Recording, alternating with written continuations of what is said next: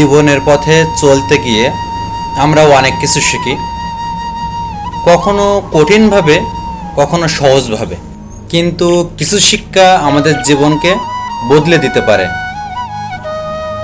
সেই শিক্ষার মধ্যে একটু হলো চুপ থাকা, নিজেকে একা রাখা এবং নিজের মনের শান্তি রক্ষা করা।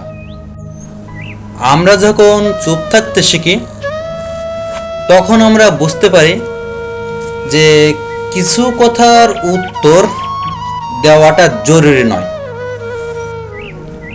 কিছু ক্ষেত্রে নীরবতাই হলো সবথেকে শক্তিশালী জবাব।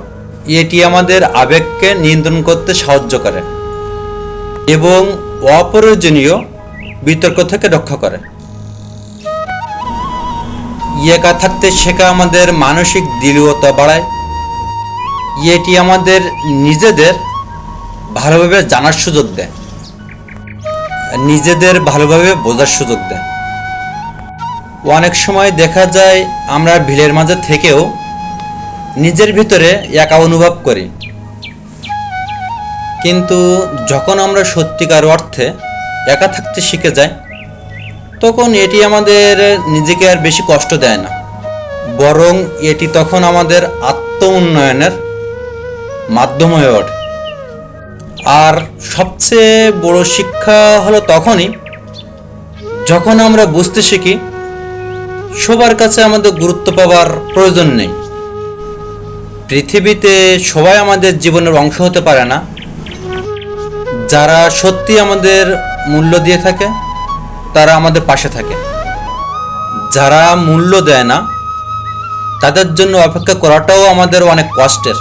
তাই সেই আশা বাদ দিয়ে আমাদের নিজের পথে চলাই শ্রেয়। সবশেষে কারোর কথায় মন খারাপ করার অভ্যাস বাদ দিলে আমাদের জীবনটা অনেক সুন্দর হয়ে ওঠে। আমরা যদি নিজেদের মূল্যায়ন করি এবং নিজেদের আত্মসম্মানের কথা মাথায় রাখি বা গুরুত্ব দিই, তাহলে বাইরের নেতিবাচক কথা আমাদের মন খারাপ করতে পারে না। এই ছোট ছোট শিক্ষাগুলো আমাদের জীবনে শান্তি নিয়ে আসে।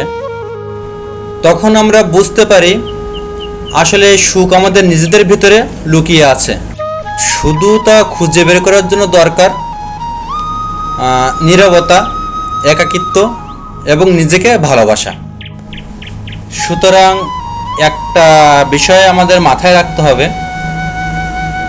জীবনের এই পথে চলতে গিয়ে শান্তি পেতে হলে সর্বপ্রথম আগে নিজের কাছে ফিরে আসতে হবে, নিজেকে সময় দিতে হবে, নিজেকে ভালোবাসতে হবে। ধন্যবাদ সবাইকে। ভালো থাকবেন, সুস্থ থাকবেন।